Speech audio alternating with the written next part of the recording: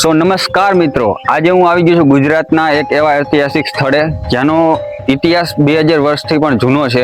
હા, હું વાત કરી રહ્યો છું બૌદ્ધ ગુફાઓની. ખાંભાલીડા ગામે આવેલી એક એવી બૌદ્ધ ગુફા જે એનો ઇતિહાસ 200 વર્ષથી પણ જૂનો છે.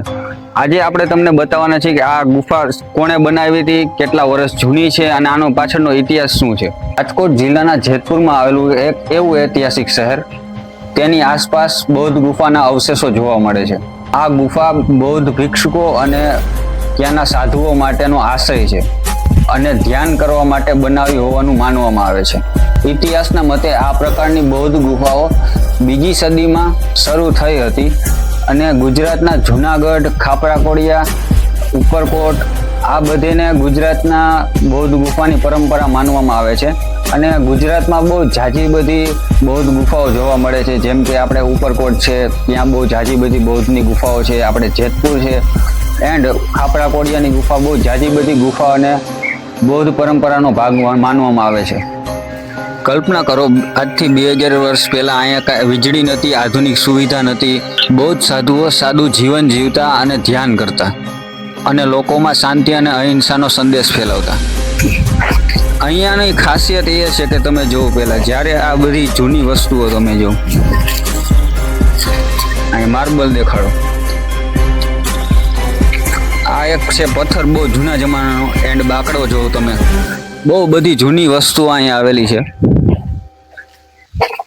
અને અહીંયાની ખાસિયત એ છે ભાઈ કે આટલી બધી પ્રાચીન હોવા છતાં પણ આ જગ્યા એટલી બધી વાયરલ નથી, એના લીધે પબ્લિક અહીંયા આવતું નથી. બાકી અહીંયાની પ્રાચીનતા જોઈને મને તો એમ થયું કે ભાઈ નહીં, આવી જગ્યાએ તો મહિનામાં એક વખત તો આવવું જ જોઈએ. અહીંયાની પ્રાચીનતાની વિશેષતા એવી છે કે તમે કદાચ તમારી ફેમિલીને લઈને અહીંયા આવો છો તો રેસ્ટ કરવા માટે પણ સારું એવી જગ્યા અહીંયા રાખેલી છે. એન્ડ સામે પણ તમે જોઈ શકો છો, ઝૂમ કરીને બધે સામે પણ તમે જોઈ શકો છો, બાળકોને રમવા માટે લસરપટ્ટી, હિંચકા અને બહુ જાજુ બધું અહીંયા વિશેષતા રાખવામાં આવી છે. જો તમે તમારી ફેમિલીને લઈને કંઈક એડવેન્ચર ટાઈપ અહીંયા કરવા આવી શકતા હોય તો બહુ બેસ્ટ જગ્યા છે કે તમે કંઈક સારી એવી જગ્યા એક્સપ્લોર કરી શકો અને તમારા છોકરાઓના જે અભ્યાસમાં જે આવે છે કે ગુફાઓ ભણવામાં આવે છે, પછી બહુ જાજો બધો ઇતિહાસ ભણવામાં આવે છે, એને જોવું હોય તમારા નજરે તો તમારે જેતપુરના ખાંભાલીડા ગામે એક વખત જરૂરથી વિઝિટ કરવી પડશે. અને અહીંયા પણ તમે જોઈ શકો છો કે ભાઈ 2 સીડી આપેલી છે. જો તમારા પગ સાજા હોય તો તમે અહીંથી ઉતરી શકો છો, અને જો તમારા પગ નથી ને વિકલાંગ છો, ભાઈ વ્હીલચેર ઉપર આવો છો તો તમારી માટે બેસ્ટ સીડી પણ અહીંયા બનાવવામાં આવેલી છે. ભાઈ બહુ જાજો ખર્ચો મને લાગે થઈ ગયો હશે. એન્ડ ભાઈ તમે જો કેટલી લાંબી સીડી, અને આખો ટર્ન મારીને જોઈ શકો છો કે આખી સીડી બનાવવામાં આવી છે.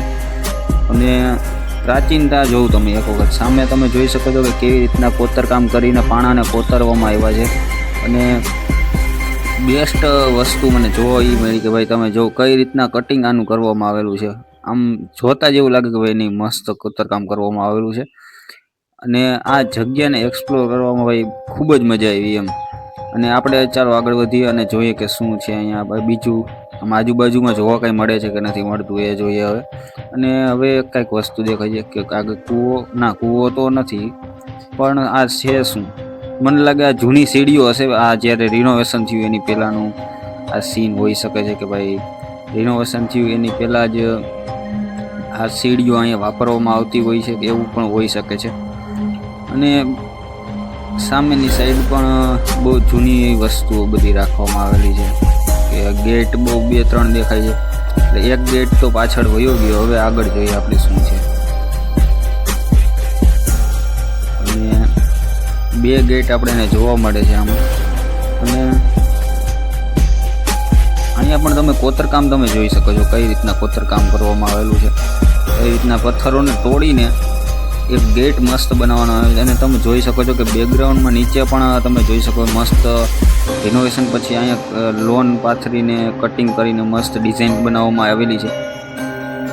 હવે જોઈએ કે આમાં ઓ માય ગોડ શું કોતરકામ જોવા મળે છે સામેની છે, જેમ તમિલનાડુમાં જોવા મળે છે એ પ્રકારની અહીંયા આપણને જોવા મળે છે કે કોતરકામ જોઉં તમને કે કઈ રીતની કોતરકામ અહીંયા કરવામાં આવેલી છે કે આપણે જોતા જ એમ થાય કે નહીં ભાઈ આ તો બેસ્ટ કારીગરીનું ઉદાહરણ અહીંયા આપણે જીવતું જાગતું જોઈ શકીએ છીએ.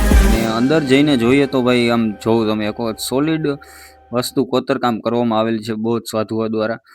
અને આંખો અને કાન ને બધું પરફેક્ટ રીતે પણ આપણે એને દેખાતું નથી, કારણ કે જર્જરી થઈ ગઈ. તોય તમે જોઈ શકો છો કે માથું, હાથ, પગ બધું પ્રોપર રીતે મસ્ત બનાવેલું છે.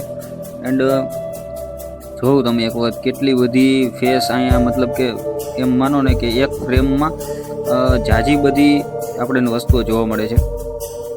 અને હવે આપણે જઈએ પાછા બારે અને બીજી આપણે જોઈએ કે બીજું શું શું છે અહીંયા.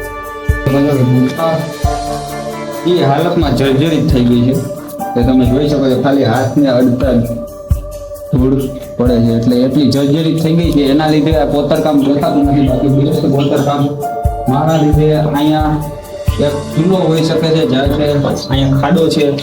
અને અહીંયા પણ આપણે જેમ અત્યારના સમયમાં જેમ ઊભું રસોડાની સુવિધા આવી ગઈ છે, એવી રીતના ઊભું પ્લેટફોર્મની જેમ અહીંયા રસોડાના ટાઈપથી કદાચ રાંધવામાં પણ આવી શકતું હોય એવું પણ હોઈ શકે છે.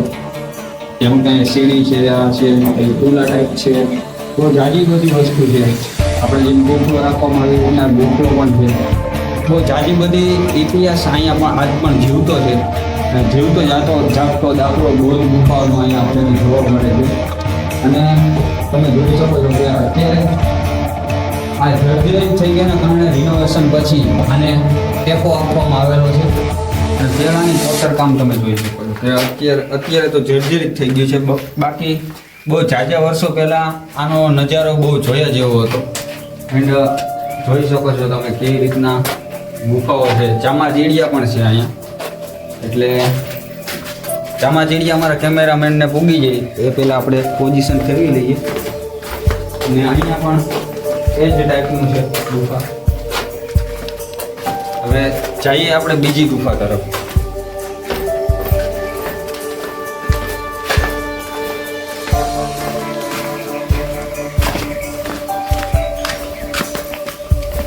અને અહીંયાનો નજારો તો મેં પહેલાં પણ બતાવી દીધો છે. અને કઈ રીતની મસ્ત ગુફાઓ અહીંયા છે, જે મેં મારી લાઈફમાં પણ પહેલી વખત આવી એન્જોય કરી છે. કે જે બીજા સ્થાનિક સ્થળ છે, બીચ છે, દરિયાઓ છે, એમાં રખડવાની મજા ન આવે એવી રીતના આ ઐતિહાસિક સ્થળ. અને જે મને ગમે છે, જે વસ્તુ બહુ જાણવી, સમજવી, નવી નવી વસ્તુઓ, એનો જીવતો જાગતો ઉદાહરણ અહીંયા તમને જોવા મળે છે.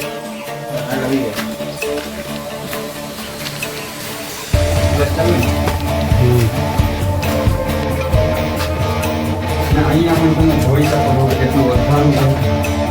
અને કદાચ અહીંયા માનવામાં આવે છે સ્થાનિક લોકો કે ભાઈ અહીંયા પણ સાવધ નીકળવાનો કામ થોડોક છે, પણ તોય આપણે જઈએ શું વસ્તુ છે. અહીંયા ચામાચીડિયાનું પ્રમાણ થોડુંક વધારે છે, એટલે આપણે થોડાક બહાર આવી. એન્ડ આ કોતરકામ પણ સરસ છે. જો તમે જે કોતરકામ એ બહુ સરસ વસ્તુ છે. અને ગુંબજ ટાઈપ એક વસ્તુ બનાવવામાં આવેલી છે. કદાચ થોડાક વર્ષો પહેલા આવ્યા હોત જ્યારે આ વસ્તુ જર્જરિત નથી થઈ, ત્યારે આપણે આવ્યા હોત તો બહુ વધારે સરસ નજારો જોવા મળે આપણને. અને હવે જઈએ આપણે લાસ્ટ ગુફા તરફ.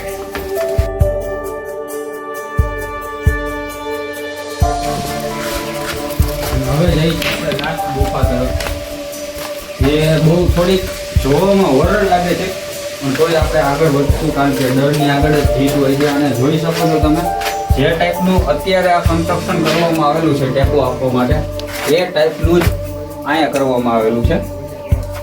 અને જોતા જ એવું લાગે છે કે અહીંયા પણ કંઈક ખતરનાક જનાવર જેમ કે ચામાચીડિયા તો છે જ, બહુ ઉડે છે.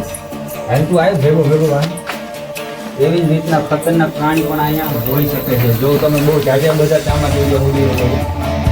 અને સામે પણ તમે જોઈ શકો છો ચામાચીડિયા કેટલા પ્રમાણમાં છે. એન્ડ હવે જાય આપણે આ બાજુ, તો આ બાજુ પૂરું થઈ ગઈ છે આટલામાં. ઓલી બાજુ થોડુંક વધારે ઊંડું છે અને ચામાચીડિયાનું પ્રમાણ વધારે છે. જેથી જો તમે કદાચ રાતના સમયે આવો તો બહુ વધારે હોરર થઈ શકે છે. એન્ડ આ હતી આપણી ખાંભાલીડાની બૌદ્ધ ગુફાઓ. જેતપુરની જે નજીક આવેલી છે ખોડલધામ. તમારે જવું હોય તો ખોડલધામ જવાના રસ્તાની પછી સામે જ સીધો રસ્તો આવે છે ખાંભાલીડાનો. એન્ડ બૌદ્ધ ગુફાઓની વિઝિટ કરવી હોય તો મને DM પણ કરી શકો છો. અને આવા નવા વિડીયોઝ જોવા માટે લાઈક કરો, ફોલો કરો એન્ડ સબસ્ક્રાઈબ કરો મારી ચેનલને, નવા આવા ઐતિહાસિક સ્થળોને જોવા માટે.